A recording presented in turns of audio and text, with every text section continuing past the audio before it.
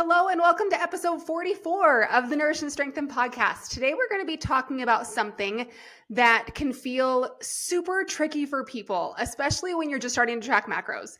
And that is how the heck to track your macros while you are eating out, right? We are big here at Moxie in my coaching program. We are big on making this journey a lifestyle. So we are not about to tell you that you cannot eat out. We're not going to tell you can't go on to that fancy restaurant for dinner. We're not going to tell you can't go out to lunch with your girlfriends. We want to teach you how to eat out and still reach your goals, right? Because let's face it, that is going to be and should be a part of your life because it's a fun experience to eat out with friends and family, right? That's the only way you're going to maintain your results forever is by learning how to do this and how to manage your own food, okay? I want to give you a little disclaimer though. Are your results going to be slower if you're eating out a ton?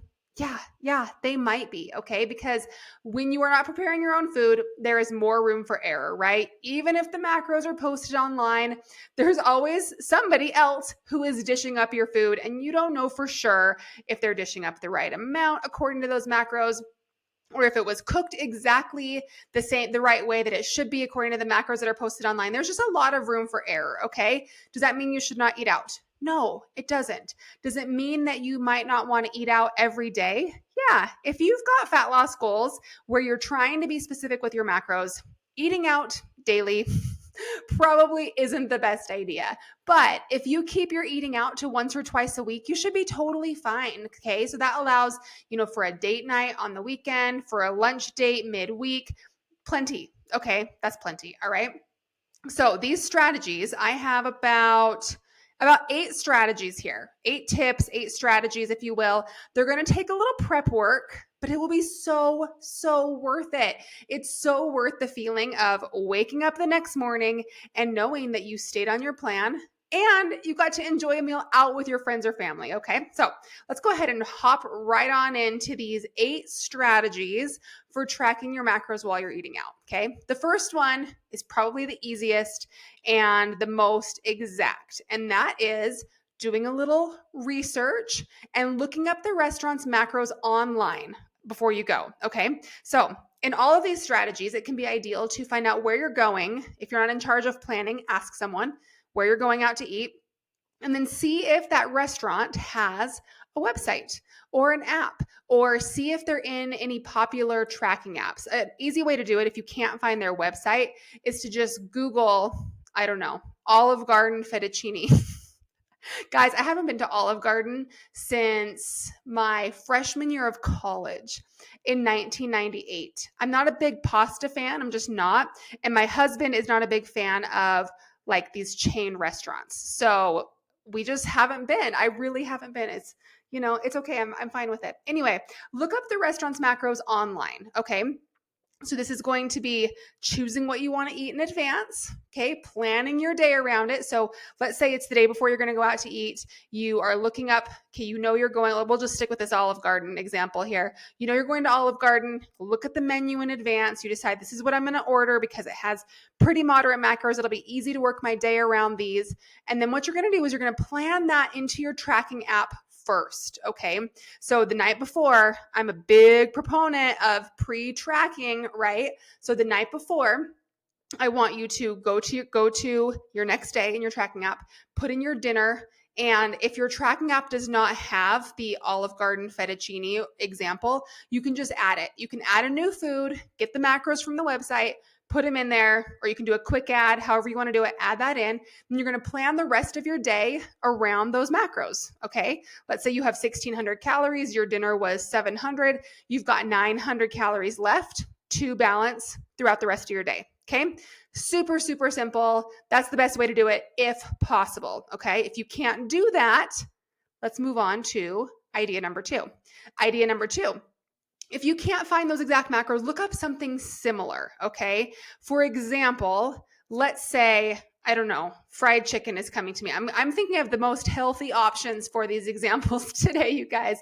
So let's say Cane's fried chicken. I don't know. Is Cane's fried chicken nationwide? Have you heard of that? It's here in Utah anyways. Cane's Fried Chicken. Okay, let's say you can't find the macros for that. Okay, what's another big fried chicken chain? KFC. Maybe you can find the macros for KFC. I don't actually really recommend going out for fried chicken, but this is the idea. This is the example, okay? You're finding what you're going to order, and if you can't find the macros for that restaurant, you look for a restaurant that's very similar, okay? So maybe you want a 3-piece chicken. Guys, I don't do fried chicken. I don't know how they sell it. Chicken tenders, whatever.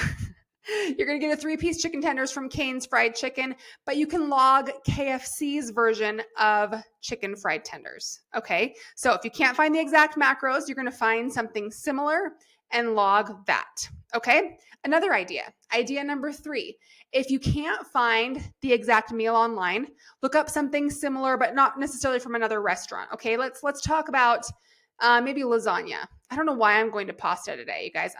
It's just weird. Whatever. So let's say you're going to have some lasagna at a restaurant.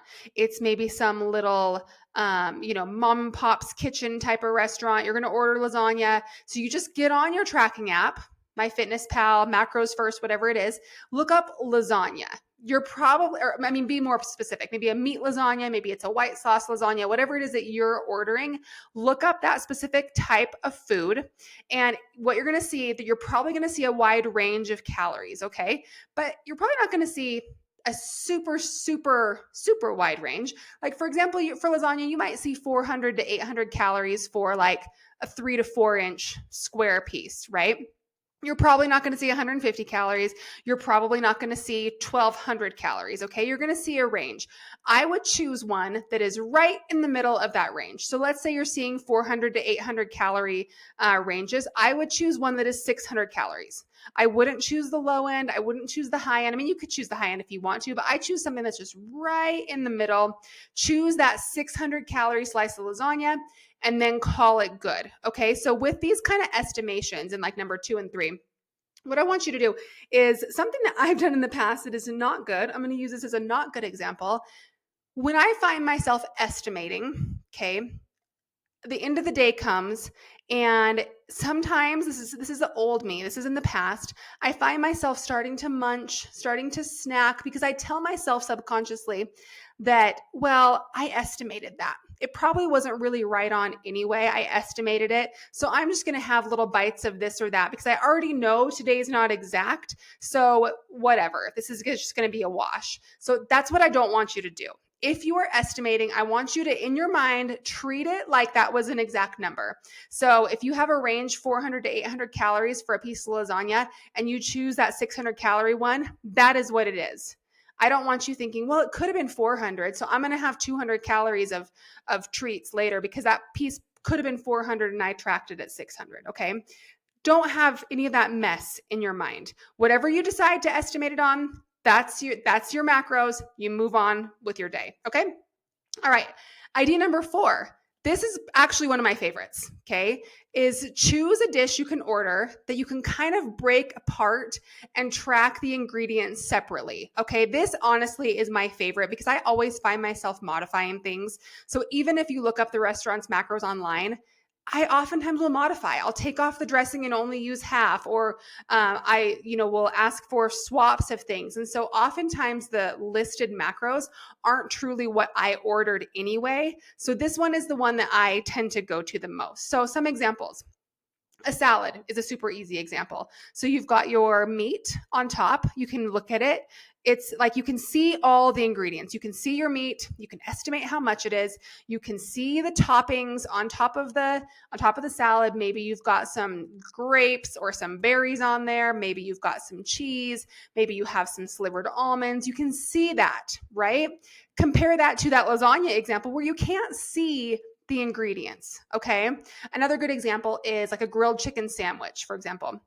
You have the bun. You can see it. You have a bun, right? You have a fillet of chicken. You can guess if it's, 3.5, 4.5 ounces, right? If you have some sauce, you can see that sauce. It is on the bun. You can say, okay, that was probably a tablespoon of honey mustard or mayo or whatever it is, right? You can see it, okay?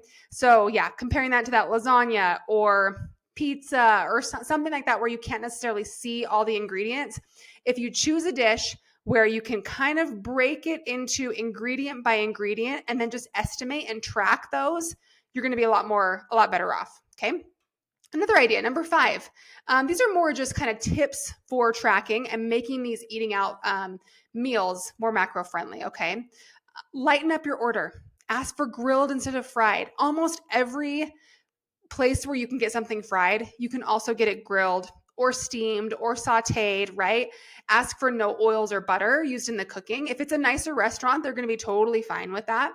And if you don't ask for no oil or butter, just make sure you track a little bit of oil or butter, okay? So I'll get into this in just a second, but ask for dressings on the side, sauces on the side. If there's a heavier topping, like let's say there's cheese or bacon or something on your salad, you can totally ask for that on the side, and then you put on the amount that you want, okay? So let's say there's feta cheese or something on your salad and you're worried it's going to be like a ton.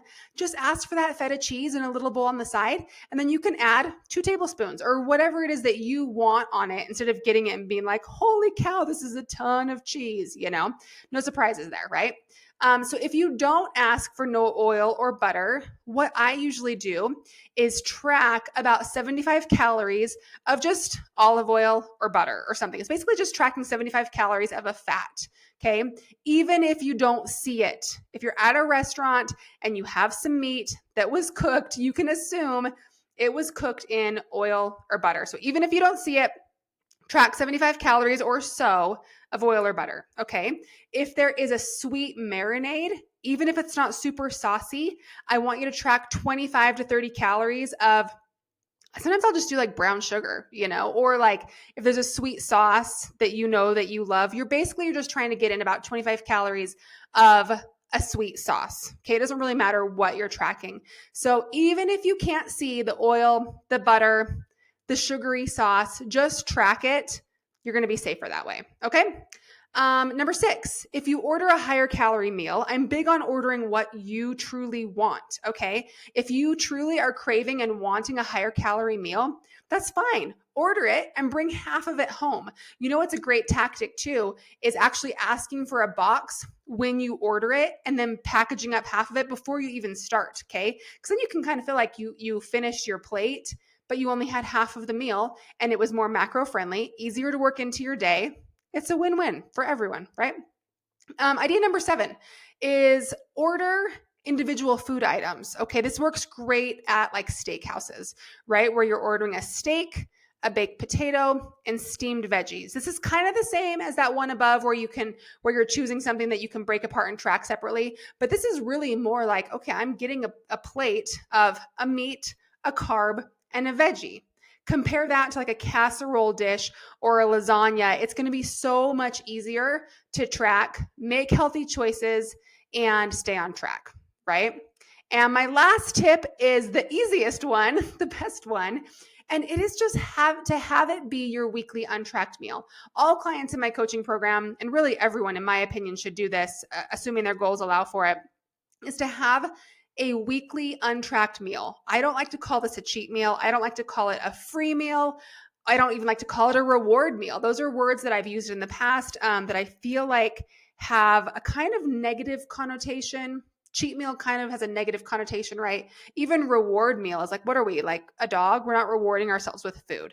It's simply an untracked meal. It's a meal where you can go out, you can order a moderate sized serving of whatever you're wanting, plus a little dessert, whatever it is, and don't even worry about tracking it. You don't even have to think about it. You don't have to think about looking it up in advance. You don't have to think about, ordering anything specific. You just listen to your hunger cues, have the food you're wanting, eating a moderate sized portion, and then getting right back on track with your next meal or the next day. So hope these tips helped you guys. I would love to hear from you if you liked them or if you learned anything new. And I would love it if you could leave me a 5-star rating and review. The only way this show is shown to more people is through those reviews. So I truly, truly thank you guys for listening. And let me know if you have questions you'd like me to address on future podcasts. But hopefully this tracking your macros while eating out edition was helpful to you. Okay, thanks guys, and I'll talk to you next week.